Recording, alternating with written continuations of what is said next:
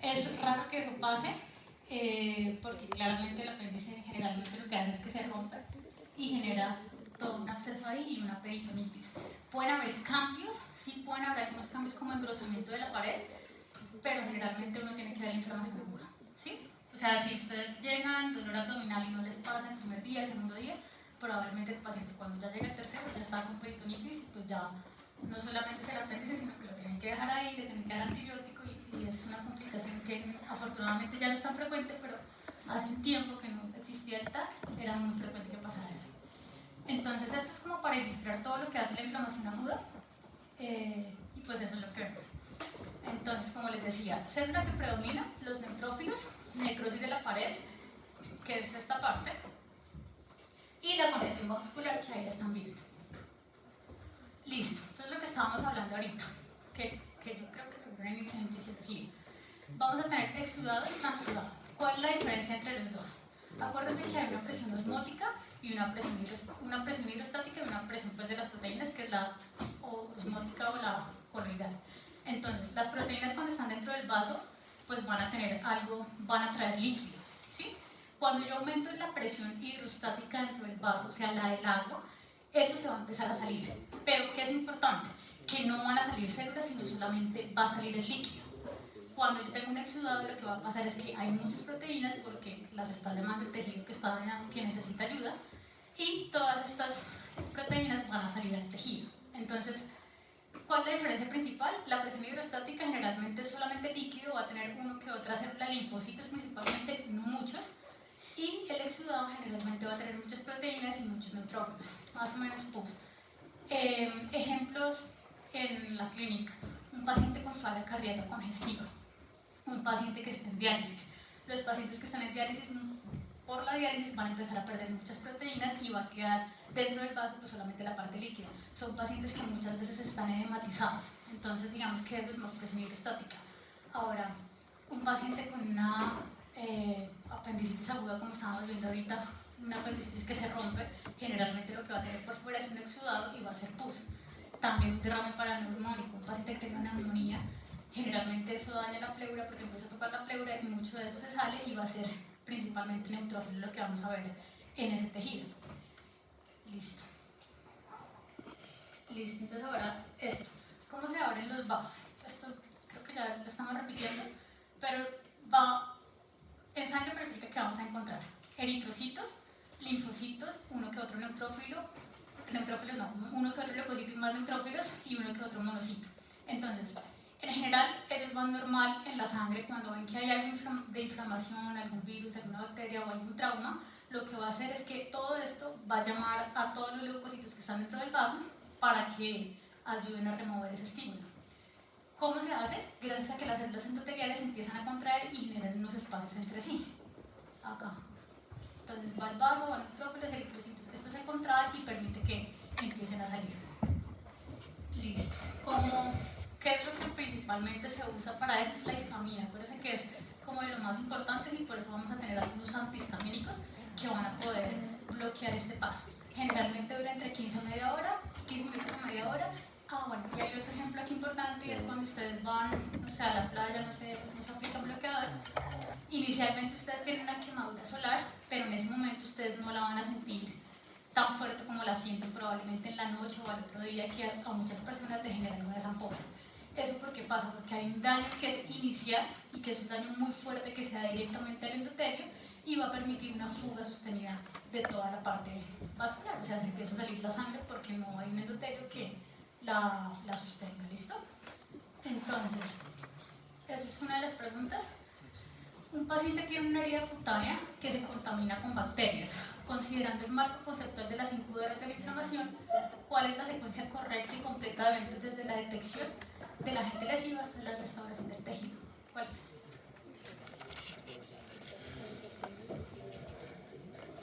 Ajá. Sí.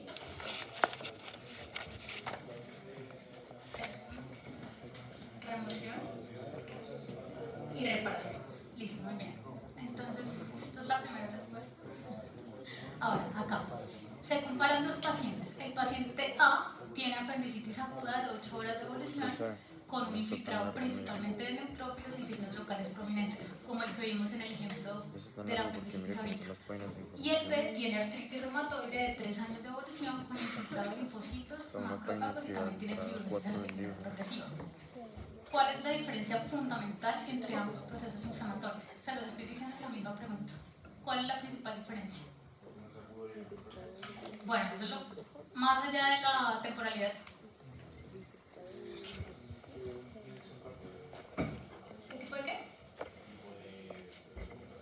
De células, el tipo de células, eso es lo más importante, el patrón y el tipo de células. Acuérdense que el agudo son neutrófilos, el crónico son linfocitos y algunos macrófagos, ¿sí? Entonces, la temporalidad obviamente y también pues el patrón de daño evolutivo que se refiere a eso, no solo la duración del cuadro. Como les decía, un paciente con apendicitis inicialmente tiene apendicitis, pero puede durar con su peritonitis un tiempo hospitalizado, una semana o más. Y el paciente con artritis reumatoide generalmente dura toda su vida con eso y tiene que estar con medicamentos. Listo, este es otro. Entonces, un paciente presenta una zona de piel eritematosa, o sea, rubor, como alguien dijo por ahí que está rojo, caliente al tacto, después de que lo pica un insecto. ¿Qué mediador químico y qué mecanismo vascular explica principalmente estos dos signos cardinales? La espina.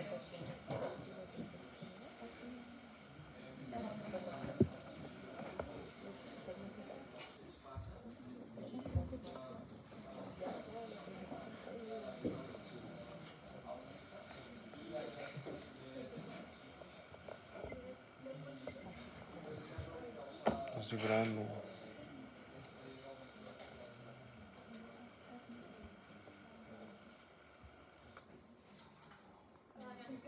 Pero mira.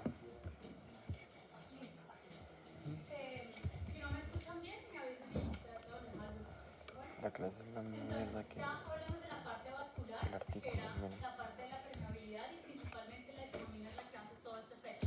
Como les decía mira, ahorita, la histamina lo tiene mismo. antihistamínicos, nosotros tomamos eso con relativa frecuencia. O sea, ya uno con esto lo saca. Y ya la segunda parte viene la parte celular. Entonces, en la parte celular vamos a ver cómo el leucocito desde la sangre, el banano normal, llega al tejido que se daña. Eso es un video que yo les dejo la presentación, si nos preguntan, y lo pueden ver. Pero básicamente lo que vamos a ver acá es que el leucocito se encuentra en la sangre. Acuérdense que después de que está la histamina, que salen algunas proteínas, el leucocito se hace hacia la periferia, o sea, se hace hacia el acá, o sea, empieza a hacerse acá y todos los eritrocitos se hacen en toda la mitad. ¿Por qué es importante eso? Porque el eritrocito ya sabe que hay un daño en aquel tejido y al haber daño en ese tejido, él tiene que llegar a combatir lo que está mal y después de eso van a generar una reparación o una regeneración. Entonces, tenemos el leucocito, tenemos unas proteínas en la membrana que van a permitir que ese leucocito empiece a rodar sobre el endotelio, luego se fija y luego pasa. Aquí, ¿qué es importante? ¿Cuáles son las selectinas y cuáles son las integrinas que vamos a utilizar? Entonces, no les voy a preguntar si es la E, la P o la L, pero sí es importante que sepan que en el primer paso vamos a tener las selectinas y después de eso vamos a tener las integrinas, que son las que van a empezar a fijar el leucocito del endotelio y posteriormente el CD31 va, o sea, eso se abre completamente el endotelio y permite que ese leucocito pase.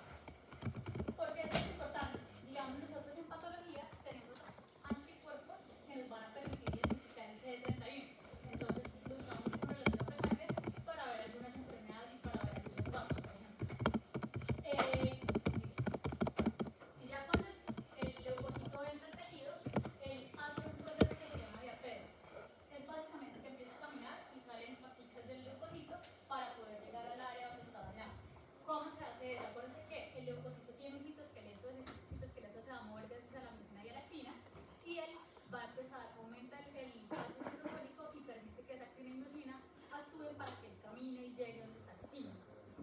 ¿Qué va a hacer que él camine? O sea, lo que lo motiva son todas las quimioquinas que se encuentran acá.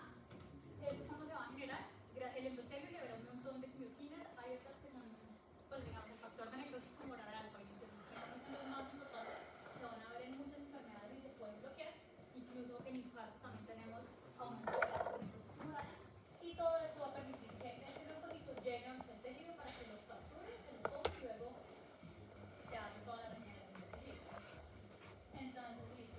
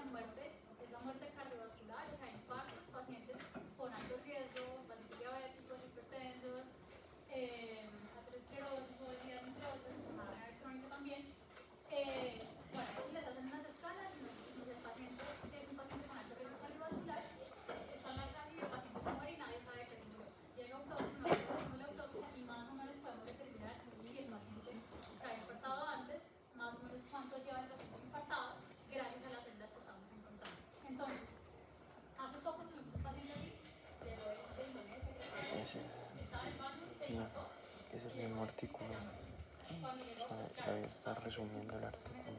No, prefiero leer, marica. Ah. Prefiero leer. Sí. Pues yo lo estoy grabando toda por si acaso. Marica, que está resumiendo el artículo. Lo mismo, está diciendo lo mismo que hice acá.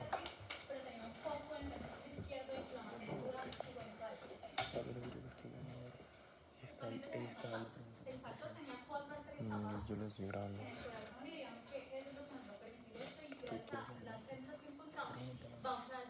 ¿De dónde? Yo te traigo una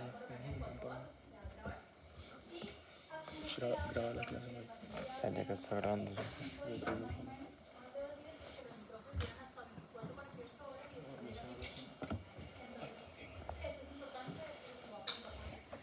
Pero recuerde de que pueden hacer taller. Pueden hacer taller. ¿Es acá o no?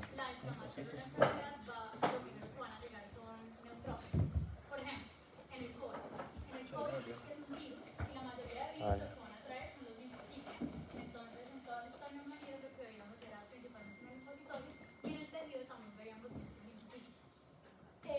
Por otro lado, las reacciones de hipersensibilidad o reacciones también autoinmunes, por ejemplo, núcleos. Aquí vemos principalmente células plasmáticas, células dendríticas y algunos macrófagos. Y las alergias o las infecciones por parásitos lo que van a traer principalmente son eosinófilos. Es muy frecuente, yo creo que en clima frío principalmente, pacientes con alergia. Entonces son pacientes que todos los días en la mañana con el frío amanecen con rinorrea y empiezan a estornudar un montón y ya cuando va pasando el día mejora un poquito. Hay muchos que no funcionan, los que no funcionan toca darles algún biológico para que puedan tener algo de calidad de vida. Aquí lo que vamos a ver principalmente van a ser eosinófilos. ¿Listo? Listo, entonces, estos son cómo se activan los leucocitos. Los leucocitos van a activarse por 3 vías. Vamos a tener la vía de los receptores acoplados a proteínas G, la vía de los receptores que van directamente con el microorganismo, la vía de las quimioquinas y la vía del factor del fagocito. Entonces, empecemos con la primera. Bueno, sí, empezamos primero con las de la proteína G. Lo que vamos a tener acá son unas proteínas que van a empezar, se daña el tejido. El tejido cuando se daña libera diferentes cosas como la quimioquina y todos los factores mediadores. Pero ¿qué pasa con el microorganismo, la bacteria? Acuérdense que ellos tienen en la pared unos lipopolisacáridos y unos azúcares que nosotros, pues que el leucocito lo va a identificar, que es esto. Yo la verdad eso, o sea, no se usa así puntualmente, pero para que lo tengan presente. Todo esto va a generar unos cambios en el citoesqueleto y se va a generar pues toda esta cascada. El otro es este, el de los lipopolisacáridos que se encuentran en la pared de la bacteria. Gracias a la proteína CD14, este va a activar el receptor TOL y por medio de este vamos a producir otros mediadores. Y este sí es importante porque tenemos todos los mediadores derivados del ácido araquidónico y en este vamos a tener un medicamento para cada cosa. Entonces, ya saben, porque permite que se disminuyan los síntomas. Y el otro ya va directamente pues, el microorganismo, se puede identificar gracias al receptor de los leucocitos. Este entra y directamente vamos a generar una cascada por dentro que van a ser pues reactivos de oxígeno o lisocimas y pues se elimina el microorganismo. Entonces, una vez ya tenemos, ya la célula leucocito identificó el microorganismo o identificó el daño, acuérdense que no solamente es que yo tenga el virus o que tenga la bacteria, el tejido puede estar dañado y este tejido dañado no se puede quedar ahí. ¿Sí? Eso tiene que eliminarse porque si no se elimina, pues llevamos a una inflamación crónica y digamos que esto ya es un proceso de humano. Entonces, el leucocito identificó el microorganismo o el daño celular que hubo. Después de esto, él va a englobar ese daño que tiene o esa bacteria que tenemos y va a formarse el fagosoma. Este fagosoma, después, por dentro de esto es que va a ocurrir todas las cascadas que yo creo que ya ven en bioquímica y lo que se va a mirar acá es que va las especies reactivas de oxígeno, el óxido nítrico y las enzimas. ¿Qué hace que el leucocito permita o que ayude, digamos, a comer ese microorganismo? Entonces acá tenemos lo clásico que son los anticuerpos, la vía de complementos que ya la vamos a ver, o las lectinas fijadoras de Manosa que son propias pues, del estilo como tal. Bueno, esto ya lo vimos.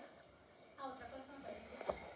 Los leucocitos, los neutrófilos principalmente, ellos pueden sacar todos sus citoesqueletos, su proteína y van a crear una red. Esa red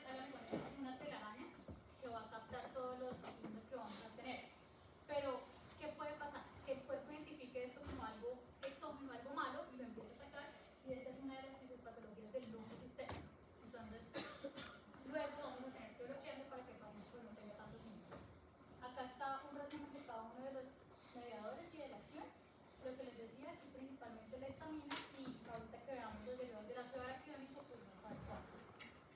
Entonces, paciente con insuficiencia cardíaca congestiva desarrolló un derrame cerebral. El análisis del líquido muestra bajo contenido de proteínas y escasas células. ¿Cómo se clasifica este líquido y por qué mecanismo se produce? Transudado. ¿Y por qué pasa? Aumento de hidrostato. Bueno, mucha agua y se sale, porque no tiene quien la retenga. Entonces, no hay verdadera inflamación, esto es importante. La inflamación se va a ver principalmente en los exudados. Otra, durante el proceso de reclutamiento leucocitario, ¿qué familia de moléculas es responsable respectivamente del rodamiento inicial y de la acción firme del leucocito inicial? En una biopsia de miocardio apenas 4 días después del infarto, ¿qué tipo de células se espera encontrar como predominante?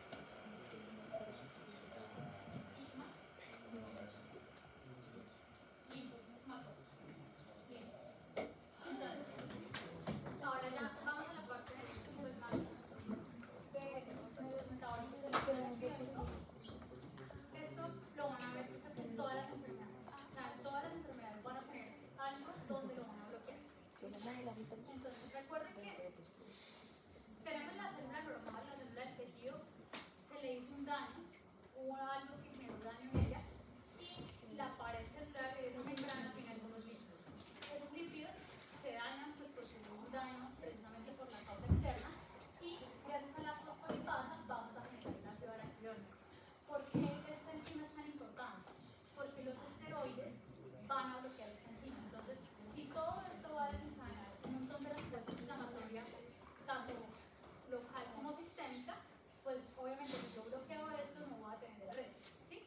Entonces, los esteroides los vamos a encontrar de alta, baja o mediana potencia, al menos en piel, utilizamos bastante de manera tópica. Entonces, tenemos los esteroides que bloquean esto, entonces bloquean de aquí para abajo, ¿sí? Esa parte la tenemos clara. Uno de los productos es el ácido araquidónico. El ácido araquidónico a su vez va a dividirse en la parte de la ciclooxigenasa y en la parte de la lipoxigenasa. Vamos a ver primero esta que es la ciclooxigenasa. Tenemos dos tipos de ciclooxigenasa, la constitutiva, la que está casi en todo el cuerpo, que es la 1, y la COX-2, que la vamos a encontrar en tejidos específicos. Esto, cuando la ciclooxigenasa actúa, pues va a dar origen a las prostaglandinas y estas prostaglandinas las vamos a dividir en varias. Entonces acá, por ejemplo, tenemos prostaciclina, prostaglandina, tromboxano A2. Hay una que es la prostaglandina F, que es, digamos, la que nosotros bloqueamos en el ciclo menstrual. Muchas veces hay cólicos y los cólicos se dan porque hay contracción del músculo uterino. Entonces, si se bloquea esa contracción, pues no se van a dar cólicos, ¿sí? Esa es la prostaglandina F2. Un ejemplo, pues nada. Otra de las cosas que podemos encontrar, bueno, la prostaglandina pues va a aumentar la vasodilatación, va a aumentar la segregación plaquetaria en algunos, la permeabilidad vascular. Y lo otro que tenemos acá es el tromboxano A2. Este va a generar vasoconstricción y va a generar inhibición de la agregación plaquetaria. Este porque es importante. En los pacientes con enfermedad cardíaca, esto está contraindicado relativamente. ¿Por qué? Porque si el paciente se está infartando, no llega la sangre al tejido, o sea, no llega oxígeno, y yo bloqueo todo lo que va a llegar allí y lo vasoconstricto más, pues se muere más rápido, ¿sí? Entonces, muchas veces cuando el paciente, digamos, va a cualquier tipo de cirugía, ya sea una cirugía ambulatoria, se tiene que preguntar si quiere sus antecedentes o no, porque esto lo puede matar. O sea, tengo que tener en cuenta dependiendo del tipo de paciente. Listo, esta es esta vía, y digamos, si vamos a inhibir el COX-1 y el COX-2, pues vamos a bloquear todos estos síntomas que puede tener el paciente. Entonces, ¿qué va a bloquear esto? Estos son los AINES, que son los antiinflamatorios no esteroideos, y la aspirina bloquea ambos, entonces ayuda a todo. Hay que tenerlo presente. Ahora, la lipoxigenasa, que ya es la otra vía, después del ácido araquidónico podemos tener la vía de la lipoxigenasa. Esta lipoxigenasa se va a metabolizar gracias a la enzima que es esta, y vamos a tener los leucotrienes. ¿Dónde encontramos los leucotrienes? Los vamos a encontrar principalmente en los pulmones, en los bronquios. ¿Por qué esto es importante? Porque este es el principal diana para los pacientes que tienen asma. Entonces, si todo esto va a generar broncoconstricción, o sea, el paciente no puede respirar bien porque el bronquio no se expande, no hay una permeabilidad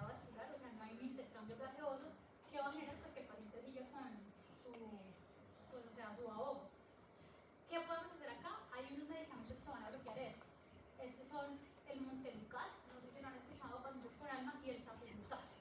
Creo que ese no lo hay en Colombia, pero lo hay en Estados Unidos.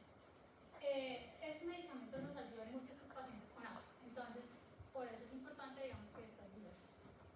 Listo. Ahora, tenemos la otra que es la de los medicamentos proteicos. Aquí vamos a tener dos súper importantes que lo que van a ver en todos, que hay muchos inhibidores de eso, que son el factor de necrosis tumoral y la interleuquina 1.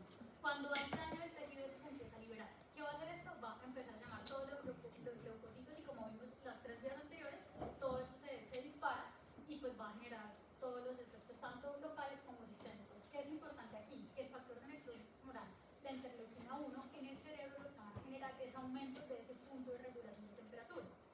Nosotros tenemos una temperatura 36, 36,5, 37 máximo, pero ellos en el cerebro lo que van a hacer es que aumentan esa temperatura. ¿Para qué? O sea, esto es un mecanismo protector del cuerpo. ¿Para qué creen que se aumente la temperatura? ¿Y por qué creen que es un mecanismo protector? Destruye directamente la temperatura y qué más.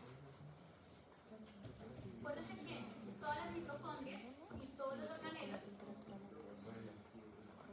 Los fotógrafos también están como había mucho frío exterior, lo manipulamos. Bueno, acuérdense que cuando. Exactamente. Es más importante. Por la temperatura aumenta el exceso oxidativo y aumenta todas las reacciones químicas que están dentro de los organismos. ¿Qué pasa? Que eso va a ayudar a matar al microorganismo como vimos ahorita. Por eso es un mecanismo protector. Claramente a nosotros nos sirve mucho pues, el tratamiento para que el paciente pues, están sepsis, están cirrosis y obviamente pues, va a darle algo más y va a poner la causa. Lo otro, en el hígado se van a generar unos reactantes de fase aguda. Estos reactantes de fase aguda son las proteínas C reactivas y la velocidad de sedimentación depositaria. Este nosotros lo vamos a ver en el cuadro mágico y también lo podemos pedir la PCR. Muchas veces cuando el paciente está críticamente enfermo en UCI, esto va a estar por las nubes y eso se puede medir. Y lo otro, en médula ósea, bueno, tenemos que los leucocitos salieron y están atacando lo que generó el daño y se quedó la sangre sin leucocitos. Entonces, ¿qué va a hacer la médula ósea? Va a decir, oigan, no hay leucocitos para defenderme, necesito producir leucocitos. Gracias al factor de necrosis tumoral, la interleuquina 1, va a estimular esa producción. ¿Qué pasa con esto? Que como salió todo donde estaba el daño, va a decir la médula ósea, no, me toca producir muy rápido porque me estoy quedando sin leucocitos. ¿Qué hace? Empieza a producir a cantidad, pero no salen lo suficientemente maduros y eso es lo que nosotros llamamos desviación de izquierda. ¿Sí? Entonces, eso se puede ver muy fácil en la clínica. Vemos un paciente que está con leucocitosis y con neutrofilia. ¿Sí? Aumento de los leucocitos y a expensas de los neutrófilos que son los que producen las células. Y como les decía, no salen lo suficientemente maduros, no tengan una leucemia ni nada de eso, pero no salen lo suficientemente maduros para que ayuden. Entonces, obviamente, eso es lo que nosotros vamos a marcar y vamos a decir, sí, paciente con leucocitosis, neutrofilia con desviación de la izquierda. Listo. Otro de los efectos en el corazón. ¿Cómo creen que el factor de necrosis tumoral afecta ya la parte cardíaca? ¿Ya vieron que se le da cardíaca? Bueno, acuérdense que la parte cardíaca va a tener algo que llamamos nosotros inotropismo, ¿sí? La probabilidad y el hecho de que empiece a contraerse. El factor de necrosis tumoral es un inotópico negativo, o sea, no va a permitir que se contraiga. Entonces, ¿qué va a pasar? Pues que va a disminuir el gasto cardíaco. El gasto cardíaco es que depende.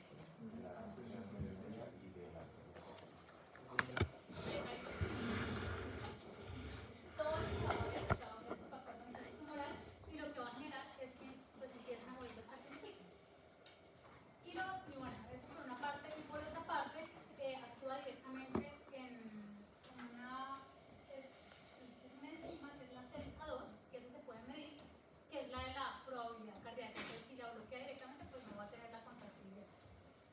Lo otro que vamos a tener también es que va a generar una resistencia a la insulina pues, en los tejidos y obviamente puede tener incluso el paciente también hiperglicemia en un paciente que está con sepsis o que está pues, infectado o con una inflamación sistémica. Listo. Relevancia terapéutica, lo que les decía, tenemos anti-TNF, casi que son todos los IMAP o los UMAP, esos se encuentran bastante, utilizamos mucho en psoriasis, el infliximab y el adalimumab, y también en enfermedades inflamatorias intestinales como Crohn y colitis ulcerativa. Bueno, esta pregunta es importante.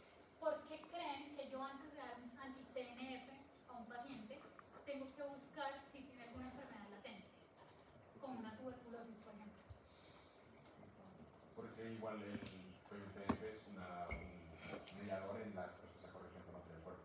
Entonces, si veo el fármaco, es decir, el cuerpo como una respuesta muy importante, una parte de una respuesta inflamatoria, entonces se puede transmitir a otras personas, pues, entre más hacer más daño al paciente. Exacto, se disemina. Entonces, siempre que le vayan a dar una TNF, primero le descartan que no tenga infecciones para que no se le vaya a diseminar. Principalmente la tuberculosis, ¿te acuerdas que los granulomas contienen ese microorganismo? Y luego sí, pues le dan una TNF. Generalmente se empieza a bajar dosis y luego, de acuerdo a cómo los puntos, pues se le van montando. Listo. Entonces, ahora vamos a la cascada del complemento. Esto tiene 3 vías. Esto básicamente lo que va a ayudar es a marcar el patógeno para que el macrófago lo pueda fagocitar y que pueda eliminar esto. Tenemos 3 vías. Está la vía clásica. La vía clásica lo que vamos a hacer es que está en la fila del cuerpo. Esto lo que va a generar es que primero se activa C2 y C4. ¿Ya viene esto? Bueno, entonces, muy bien. Mira, se van a empezar primero la cascada de complemento.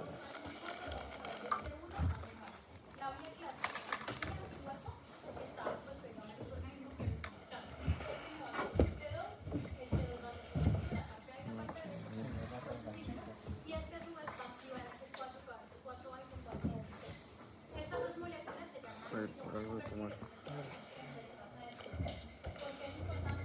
Porque esta es la que se va a pegar a nuestro organismo y gracias a esta es que vamos a amplificar esa cascada. ¿Cómo se amplifica la cascada? Marcamos con C3P, que es el opsonizador. Opsonizar significa marcar, como ponerle salsa, decir, mira, aquí está, póngame esto. Y gracias a eso se activa el resto de la cascada. Hay 3 formas de que pueda pasar. Una de ellas es que llegue y se lo ponga directamente con simplemente la convertasa. Otra de ellas es que después de que activamos el 3B, ¿sí? Profe, qué pena, es que no se escucha muy bien y no sé si puedo hablar un poco más despacio. Por favor.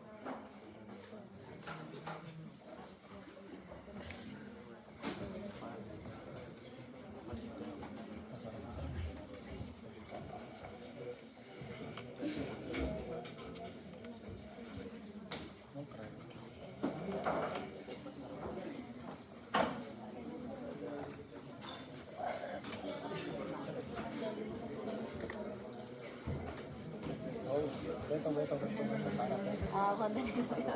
No puedo, Rodrigo, yo tengo experiencia en el rápido.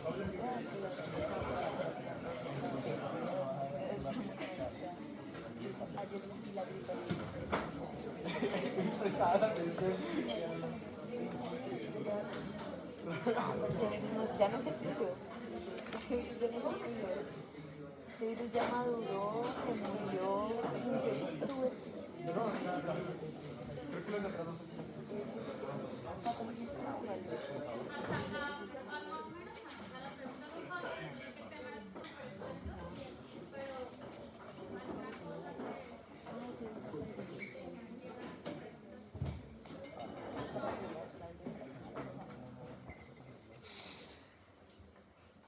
¿Sí? ¿Tienen alguna pregunta o no?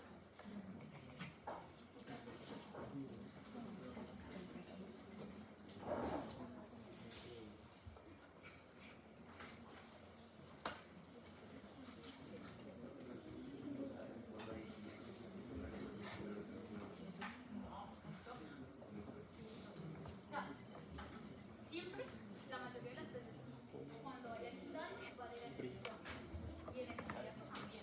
El eosinófilo, los puntuales en algunas enfermedades. Los eosinófilos cuando tienen rinitis, alergias o parásitos. Eosinófilos alergias, eso es importante. Virus, virus. Y en estrés, no, casi siempre en el los eosinófilos, alergias principalmente, parásitos.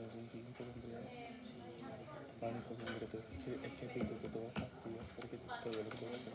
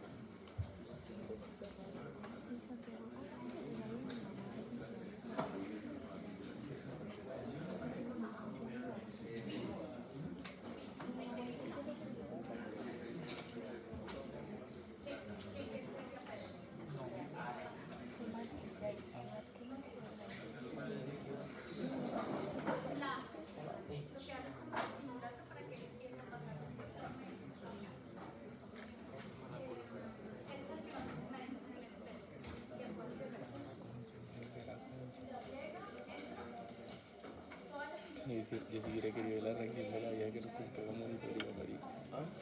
Yo quiero la reacción de la vida que nos compró la monitoría. Yo se las compartí todo esto. El gráfico.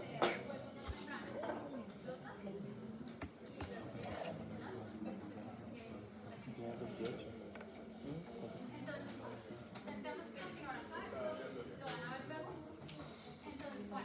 Todos van a converger, todos van a llegar a la misma parte, que es la actualización, que es el C3B. ¿Sí? El C3B, lo que les digo, marca el microorganismo y permite que el macrófago se lo coma. Hay otra forma, es que el C3B lo que hace es activar el C5. Y el C5 llama el C6, C7 y el C8. ¿Qué hace el C8? Empieza a talar la membrana del microorganismo.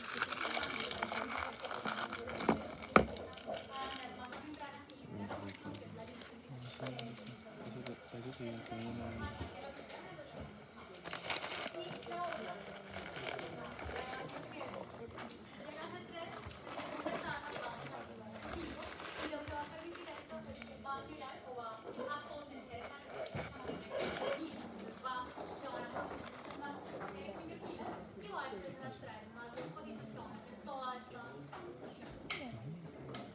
Entonces pregunto, ¿por qué la aspirina es capaz de reducir simultáneamente la fiebre, el dolor y la inflamación en un mismo paciente? ¿Y de qué? Pero ¿qué inhibe? Inhibe las prostaglandinas, que son las que me van a generar el dolor. ¿Qué enzima inhibe? Las COX. Si inhibe todo de forma... La COX-1 y la COX-2. Por eso es irreversible. Listo. En una biopsia de pulmón de un paciente con sospecha de tuberculosis se observa un granuloma con necrosis central, o sea, granuloma caseificante. Células epitelioides y células gigantes multinucleadas de Langerhans. ¿Cómo se denomina este tipo de granuloma y cuáles otras dos entidades observan este patrón morfológico opuesto, o sea, sin necrosis central? Ejemplos, yo creo que eso ya lo vieron.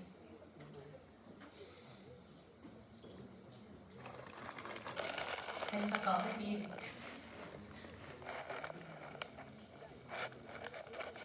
Bueno, granuloma necrotizante o caseificante es el granuloma que tiene necrosis central. ¿Listo?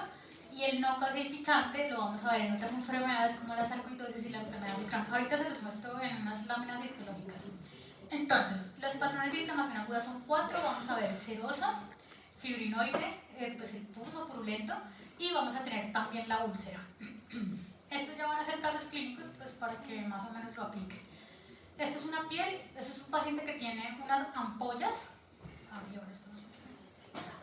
Unas ampollas, esas ampollas son unas ampollas tensas, y si ustedes las ven, se ven como claritas, ¿no? O sea, son ampollas tensas, un líquido que parece ceroso, y un poquito de base eritematosa. Cuando esto se rompe, pues queda esto, ya esto es la otra lesión. Eso es lo que vamos a ver en la histología. Entonces, por si no recuerdan, histológicamente la piel tiene unas capas, la basal, y acá vemos el cordio como tal, pues ustedes ya vieron esto, ¿cierto? Las capas de la piel. Y vamos a tener una ampolla que está debajo de la epidermis completa, ¿sí?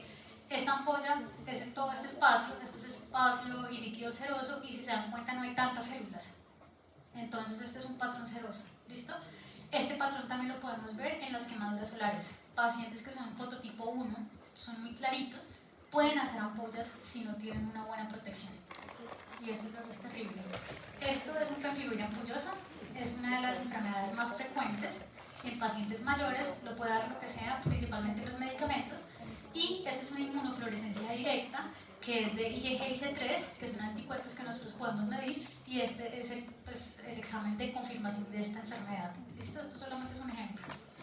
Ahora, esta es una mujer que tiene, son nódulos, o sea, nosotros los podemos palpar, pero no los podemos ver, pero dice que tiene unos nódulos en las piernas que son dolorosos y que con frecuencia se ulceran y queda hiperpigmentación residual, que es lo que vemos acá. Nosotros, por el fototipo de nosotros, el fototipo 3-4, cualquier cosita que se hagan en la piel les va a quedar una pigmentación un poquito más oscura, eso se llama hiperpigmentación postinflamatoria, en pacientes de fototipo 3 para abajo. No sé si saben qué son los fototipos, pero son los colores de piel. El 1 es bien clarito y 5 ya es un paciente oscuro negro. ¿Listo? Nosotros somos en la mitad. Y esta es la imagen clínica. Esto es lo que vamos a ver en la histología. Esto es un vaso de mediano calibre y todo esto rosadito que ven acá es fibrina. Eso es un patrón fibrinoide. ¿Listo? Para arteritis nodosa, un ejemplo. Ese es un paciente, no les traje la clínica porque no podía, pero es un paciente que tenía una lesión en el glúteo y luego eso se le inflamó, se le volvió rojo y le empezó a salir pus. Entonces, todo esto, miren que aquí hay algo de epitelio, es un epitelio escamoso, pero todo lo que ven alrededor es inflamación aguda, eso es un absceso, ¿sí? Un paciente con un quiste epidérmico que se le rompió y se le inflamó y pues, se volvió purulento, o sea, se le abscedó. Esto es importante porque toca resecarlos, sacarles, a veces hacen algunos trayectos fistulosos y eso residuó muchísimo, entonces toca quitarle todo, mirar que no tenga ningún tipo de infección acá, pues porque las bacterias permiten que haya otro tipo de, por ejemplo los hongos pueden estar acá. Y nada, este es el patrón purulento. Este es un caso de la vida real súper bonito. Era una paciente de la Orinoquía, 67 años, que llegó con una lesión en el brazo. Ella no sabía ni siquiera, o sea, decía yo trabajo en agricultura y tenía la lesión en el brazo. Nosotros pues quedamos como, bueno, ¿y qué tienes? Le sacamos la biopsia y en la biopsia vemos una respuesta que es muy mixta, tiene muchos neutrófilos, linfocitos y algunas células gigantes multinucleadas. Y yo sé que de pronto no se ve tan claro, pero esto es un balón de fútbol o una florecita que viene acá mejor. Todo esto. Este es el Gomori, que lo usamos para ver los hongos pues en todos los tejidos, pero digamos nosotros en piel. Y este es el PAS, que también alcanza uno a ver esas florecitas. Eso se llama una prototecosis. Solo hay 10 casos reportados, tenemos uno. Y digamos que esto lo vimos el año pasado, nos pareció muy bonito. Ese es otro de los patrones. Y este, creo que este es del libro, este es un tejido pues, intestinal y lo que tenemos acá es pérdida total del tejido, o sea, de toda la pared, de todo el epitelio. Aquí tenemos epitelio, acá también lo perdemos. Acuérdense que la diferencia entre erosión y úlcera es que la úlcera pierde todo el epitelio, o sea, no hay epitelio. La erosión solamente es en la parte superficial. ¿Listo? Entonces, si les hacen endoscopias o algo así, ustedes a veces les dicen, no, erosión es en tal parte. Ya si le dicen úlcera es diferente y toca descartar otro tipo de cosas. En esta puntualmente vamos a coexistir con los dos patrones. Tenemos inflamación aguda, que está en todo el centro, y tenemos en toda la periferia inflamación crónica, que es todo esto. En la inflamación aguda, ¿qué podemos ver también? Algo de fibrina, algo de detrito celular, que es todo esto, y pues obviamente toda la congestión, porque sin congestión pues no van a llegar los leucocitos que tienen que llegar a ayudar al tejido. Lo más probable es que todo esto se cicatrice. Hay tejidos que cicatrizan y hay tejidos que no van a cicatrizar. Ya eso lo vamos a ver al final. Este es el centro de la úlcera. Miren que tenemos acá un poco de tejido de granulación. El tejido de granulación es el primero, digamos, que empieza a ayudar a regenerar la parte del epitelio que está dañada. Todo esto son neutrófilos. Listo, y esto es otra piel. Entonces, todo esto es el epitelio, la epidermis. Y aquí, nuevamente, algo de erosión, pero aquí se pierde todo el tejido, ¿sí? Tiene que ver esto, acá también, y no está. Entonces, toda esta es la parte de la úlcera, todo esto es la inflamación aguda, que son los neutrófilos, y pues nada, una úlcera en la piel. Hay muchas causas de úlcera, úlceras arteriales, úlceras venosas, pacientes con poliarteritis nodosa, hay una úlcera diabética, pacientes con úlceras sacras, entre otras. Entonces, estos son los patrones y bueno, acuérdense que pueden coexistir inflamación aguda e inflamación crónica dependiendo de dónde estemos y dependiendo pues también de los síntomas. ¿Cómo termina la inflamación? Ya vamos para la segunda parte. Entonces, dime.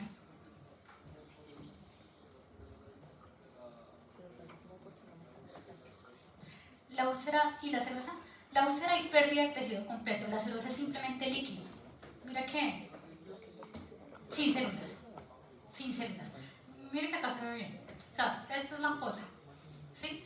No solamente en la piel, digamos que también en un derrame pericárdico por una falla cardíaca, más pacientes con diálisis también van a tener un patrón más seroso, pues porque se está saliendo todo el agua. Acuérdense que es líquido sin tantas células, o sea que es transudado, ¿sí? Más o menos. Si estamos en una cavidad, va a ser un transudado. ¿Sí? Si estamos acá, pues es una ampolla. Una ampolla, pobres células con linfocitos y toca clasificar qué enfermedad es. Y el purulento, pues es inflamación aguda. Y la úlcera es pérdida del tejido completo, pérdida del epitelio. O sea, mira que acá tenemos las glándulas, se pierde completamente y aquí está todo el fondo de la úlcera. está lleno de inflamación aguda. O sea, el otro casi no tiene células. Sí, si lo ves acá, esto lo ves todo rosado morado y el otro lo ves más clarito, lo ves blanco. Y aquí lo mismo. O sea, pérdida de tejido, inflamación aguda principalmente en la úlcera, crónica en el resto. Listo. Ah, bueno, acá que es un absceso, es pus, o sea, un montón de neutrófilos que están encapsulados y que es flemón cuando ya esto se empieza a difundir y pues no está bien localizado. Principalmente el streptococcus es el que hace esto. ¿Cómo va a terminar la inflamación aguda? Hay tres formas de que termine. O que se resuelva, o que se resuelva y el tejido siga funcionando bien, o que se resuelva, se quite el estímulo, pero toque rellenar este tejido con una cicatriz, con fibrosis principalmente, o que la inflamación o el agente lesivo siga ahí y lo que va a generar es que llevemos a una inflamación crónica. Entonces, ¿qué vamos a encontrar en la inflamación crónica? La célula principal, que fue la que les pregunté ahorita, van a ser los macrófagos. Infiltrado mononuclear, o sea, principalmente linfocitos. Dependiendo de la enfermedad van a encontrar diferentes tipos de linfocitos. Por ejemplo, en psoriasis, principalmente linfocitos de helper 17, son los que vemos aquí, en esa enfermedad. Y también puede haber una destrucción del tejido tisular. ¿Qué pasa cuando yo tengo una inflamación que no puedo controlar? O sea, ¿ustedes qué creen que le pasa al tejido? ¿Se muere o qué más? Bueno, un paciente con un tejido necrótico, o sea, se va a tener que morir. Pero si no queda necrosis y no llegan solo linfocitos.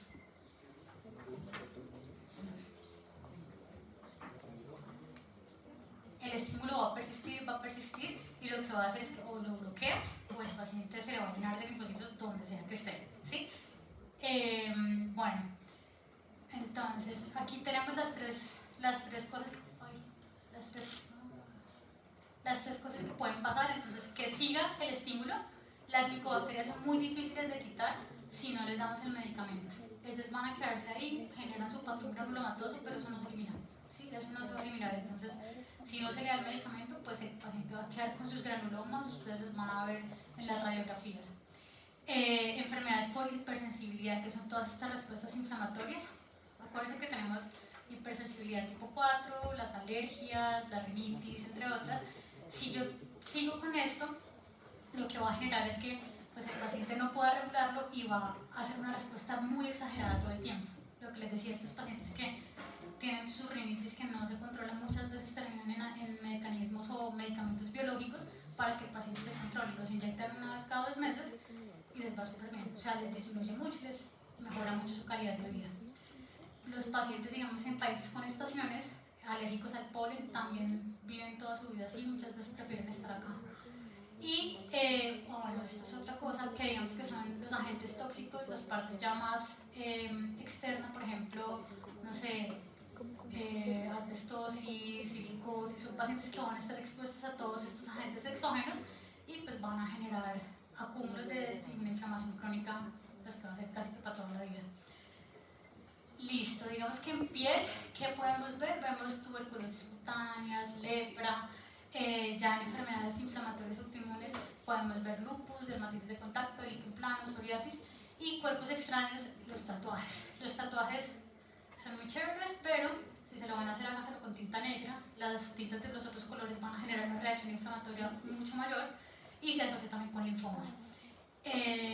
Principalmente que van a hacer un granuloma alrededor de todo ese pigmento que se está utilizando y uno muchas veces ve sarcoidosis por tatuajes o ve todos los granulomas asociados a la tinta del tatuaje. ¿Qué pasa? Que como es una reacción constante, se ha asociado y se ha descrito que muchos de estos pacientes terminan con algunos linfomas cutáneos y el desencadenante fue la tinta del tatuaje y como les digo principalmente las que no son negras, o sea la negra es la más aceptable, pero roja, amarilla, verde, el resto principalmente rojo lo que escribe, puede generar otras cosas. Entonces, listo. ¿Qué es lo importante aquí? ¿Cómo voy a activar yo un macrófago que se va a comer esto? ¿Va a ser por la vía clásica o por la vía alternativa?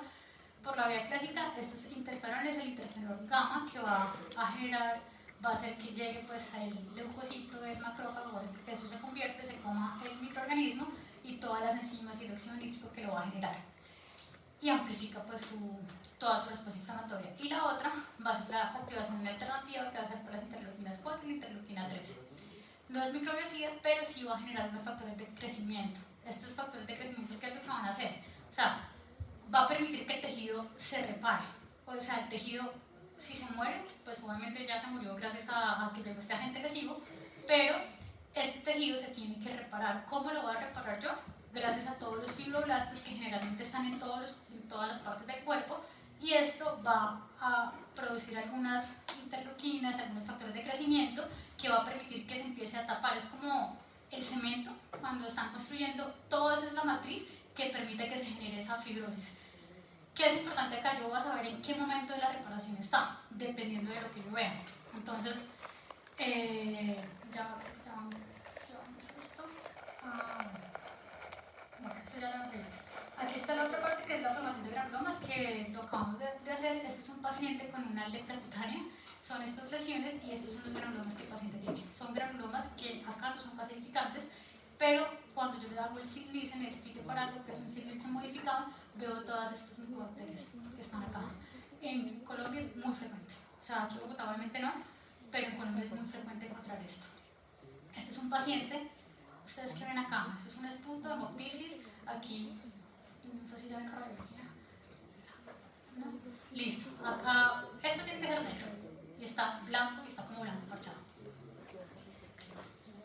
Pero no vemos el microorganismo, pero sí estamos viendo los granulomas que están acá metidos. ¿Sí? Ese es un granuloma, otro granuloma. Acá toca encontrar el microorganismo, siempre. La patología, digamos que la histopatología no es el gol estándar para yo diagnosticarlo. Generalmente yo pido un cultivo y una PCR que es mucho más específica, pero si yo veo esto, claramente yo lo voy a decir, oiga, o sea, esto es una tuberculosis hasta que se demuestre lo contrario. Este es otro paciente con una sarcoidosis.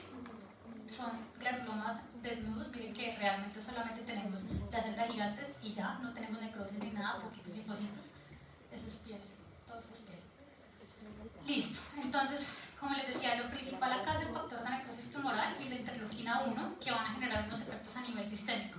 Esos efectos a nivel sistémico es lo que nosotros vamos a poder medir en la clínica, que va a ser la fiebre, va a ser la PCR, va a ser la BCG, vamos a tener también, se puede medir fibrinógeno, incluso podemos medir estos en sepsis, esto está súper elevado y se puede medir, y pues vamos a tener los leucocitos aumentados, la leucocitosis por neutrofilia con desviación a la izquierda, por lo que les decía que no salen los neutrófilos súper bien preparados, pues porque estamos ante un agente y toca combatirlo. Listo, ahora sí, esta es la última parte. Entonces, tenemos que llegó, o sea, en la inflamación aguda, digamos que se resolvió, en la inflamación crónica no se resolvió y vamos a tener que reparar ese tejido. Hay tejidos que se pueden reparar y hay tejidos que no se pueden reparar. Entonces, esto depende de la fase del ciclo celular en la que esté el tejido, ¿sí? Vamos a tener que casi que todos los epitelios que van a ser de superficie, como la piel, como el tracto gastrointestinal, se van a recambiar constantemente, ¿sí? Todo el tiempo, acuérdense que hay unas células en la basal, hay unas células madres que van a empezar a madurar hasta que llegan al córneo, quitan su núcleo y digamos que toda la queratina que nosotros vamos a ver.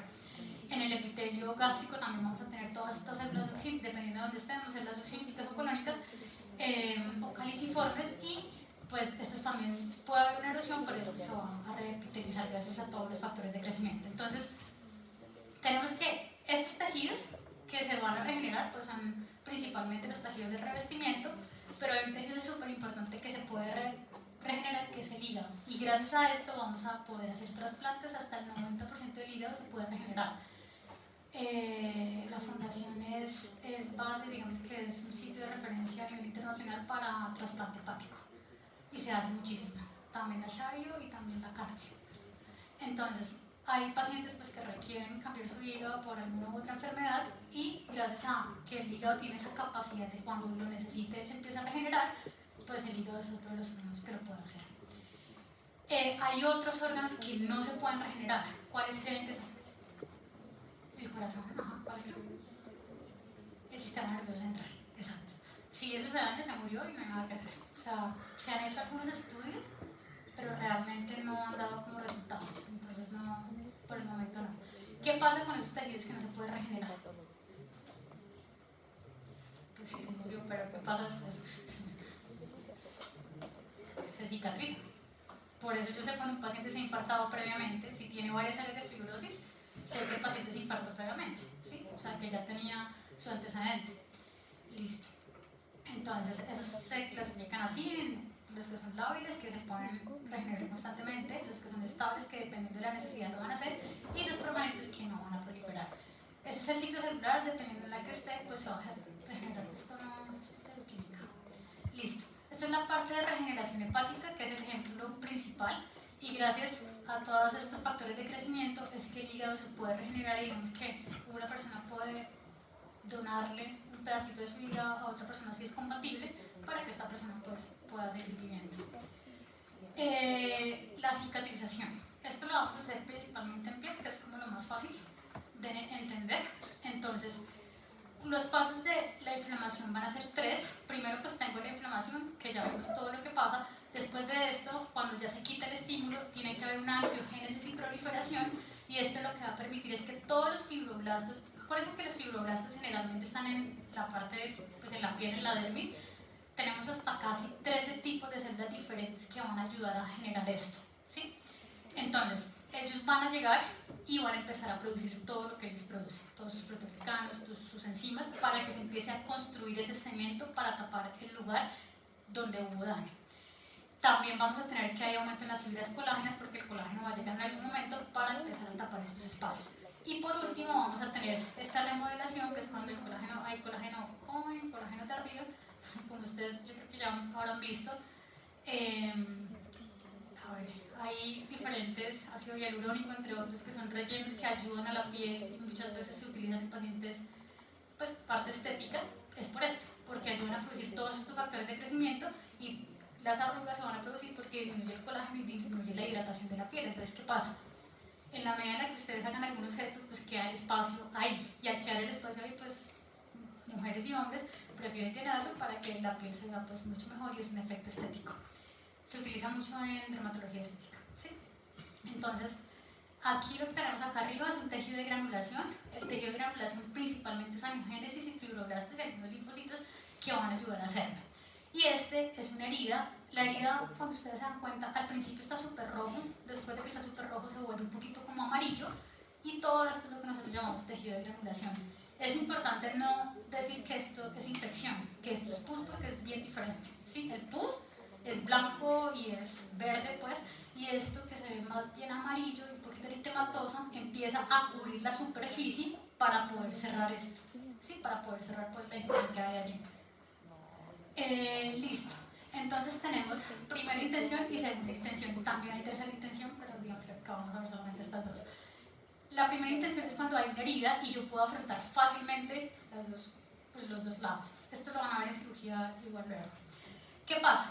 Generalmente no hay tanta inflamación, no hay tantos neutrófilos, y lo que voy a hacer es que lo afronto, le paso los puntos y cierro. ¿Sí? No hay problema. Segunda intención, cuando la herida tiene mucha pérdida de tejido, entonces yo tengo que esperar primero que hayan muchos fibroblastos para que tapen un poquito, y luego sí lo puedo afrontar. Y tercera intención es cuando son heridas supremamente gigantes, digamos pacientes que tienen traumas en moto, que se fracturan y muchas veces pierden parte del tejido. El paciente queda abierto, o sea, queda la herida abierta, empieza a regenerarse, no se puede cerrar, se contraen todos los bordes, y al final, cuando ya el paciente, o sea, el paciente es el que hace casi todo, al final sí se puede afrontar, pero inicialmente eso se demora mucho. ¿Qué puede afectar que haya una cicatrización? Que no llegue sangre, ¿sí? Digamos, pacientes con enfermedad arterial periférica. Son pacientes que no les está llegando la sangre porque las arterias están tapadas, principalmente en áreas distales, entonces la perfusión vascular es súper mala y no se puede usar. ¿Qué usamos nosotros ahorita? Usamos presión negativa. Entonces estas cámaras, uno los lleva a estas cámaras de presión negativa y ayuda mucho. ¿Por qué? Pues porque estoy generando la presión para que la sangre llegue hasta el área del tejido que el cuerpo no va a ser capaz de llegar, pues porque está bloqueado. Otros, pacientes con déficit de proteínas o vitamina C. ¿Por qué creen que no se puede? ¿Por qué no?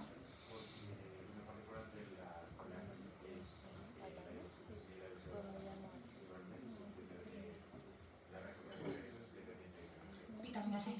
Principalmente, pues porque no tienen proteínas. Al no tener proteínas, pues no va a llegar el tejido y no van a producir todos los factores que se producen para que se cicatrice. Listo, y cuerpos sexuales, pues que van a permitir una buena reparación. Listo, aquí está como más el ejemplo. Entonces está la herida, están los puntos de sutura, miren que afrontan casi que todas las heridas que no son contaminadas, se pueden cerrar por primera intención. hay unas que claramente no porque son muy grandes, y aquí ya, miren, está la herida, la incisión está limpia, o sea, no está infectada, se hace la sutura y se cierra y queda súper bonito. Principalmente cuando vean esto en la cara, o sea, ahí es súper importante que se haga bien, pues porque es la cara. O sea, en otras partes del cuerpo no es que no sea importante, pero digamos que en la cara los pacientes son muy demandantes con este tipo de heridas. Intención secundaria. Está la cicatriz, es un espacio mucho mayor, yo tengo que esperar que haya un tejido de granulación mayor para luego sí poderlo cerrar. El epitelio crece y luego se cierra. Y tercera intención son heridas que son extremadamente grandes, que yo primero tengo que esperar que haya un tejido de granulación que aumente muchísimo y luego sí lo puedo suturar, pero ya después, o sea, ya mucho después. Aquí hay que tener en cuenta que uno no vaya a afectar, digamos, la cicatrización propia del paciente. Otra de las cosas importantes, hay clínica de heridas, no sé si habrán pasado por allí, pero hay muchas cosas tópicas que lo que van a permitir es darle a esa herida factores de crecimiento. ¿Para qué se hace eso? Para que haya más angiogénesis, más fibroblastos y cicatricen rápido, igual que las cámaras de presión negativa, ayudan bastante. Listo, entonces, primera intención, lo que les decía ahorita, más o menos sobre el tercer día van a empezar macrófagos, proliferación de fibroblastos, se tapa. Y ya finalmente pues vamos a tener unas fibras de colágeno. Yo sé cuando el colágeno es joven y cuando el colágeno ya lleva tiempo. Entonces yo más o menos sé cuánto lleva una lesión. Por ejemplo, vemos mucho que pacientes con carcinoma celular, principalmente en la cara, les hacen el diagnóstico, no sé, 5 meses previos, les hacen la biopsia y el paciente llega y no es como, ¿dónde está el tumor? Porque toca hacerle algo que se llama cirugía de Mohs, que es quitarle el tumor y después el paciente ya está curado el tumor y se puede cerrar de una vez. ¿Qué pasa aquí? Que yo tengo que saber en qué nivel está la cicatriz, porque eso se tiene que remover. ¿Listo? Y la cicatriz, que muchas veces puede aparecer el tumor debajo de esa cicatriz. Entonces, por eso es importante más o menos saber cuál es el tiempo de evolución de la cicatrización. Y para eso me ayuda muchísimo pues, el colágeno. Aquí ya, como les decía, segunda intención, ya que son úlceras muy grandes, principalmente pacientes que están postrados, que pueden tener úlceras sacras y tienen una reacción mucho más extensa. Entonces, gracias a ese tejido de granulación, todas esas angiogénesis, todos esos fibroblastos, pues yo puedo tener una cicatrización. En piel, ¿qué pasa? Que yo pierdo los anexos y demora más la regeneración. Aquí, algo digamos en clínica, pacientes con alopecias cicatriciales, por ejemplo, líquen plano, son pacientes que hacen fibrosis en el pelo y pierden todo su pelo, imagínense, se perdió todos los folículos pelosos que tienen y tienen una cicatrización, entonces digamos que pues, el estético también puede ser. ¿Qué pasa cuando, digamos, hay fallas? Podemos tener úlceras venosas, úlceras arteriales, úlceras diabéticas o úlceras por presión. Todo esto ya es un cuadro clínico que van a poder encontrar y esto es lo que puede quedar mal. Entonces, estos son todos los tipos de heridas. Digamos que aquí la que es más frecuente en pacientes oscuros, pacientes fototipo 5, son los queloides. Es una cicatrización exagerada y hay un colágeno súper grande, que es esto, parece un tumor.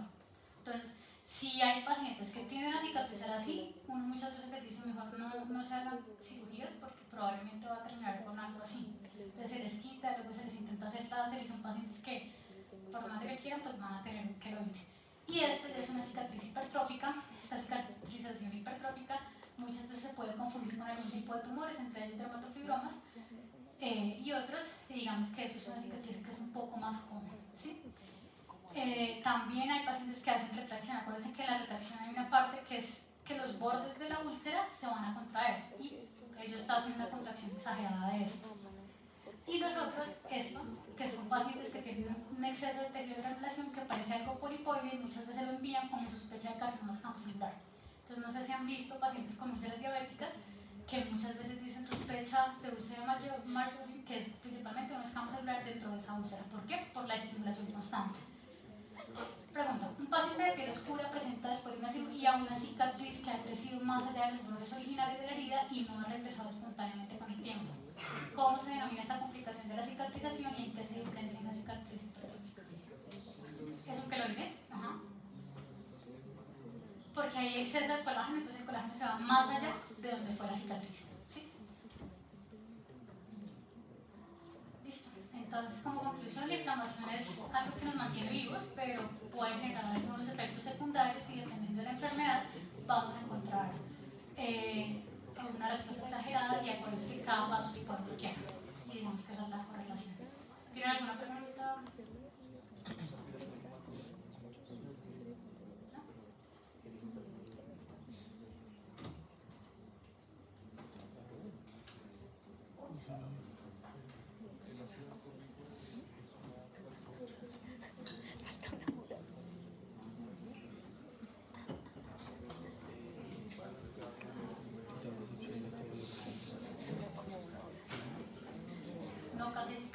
O sea, uno es necrosante y el otro no.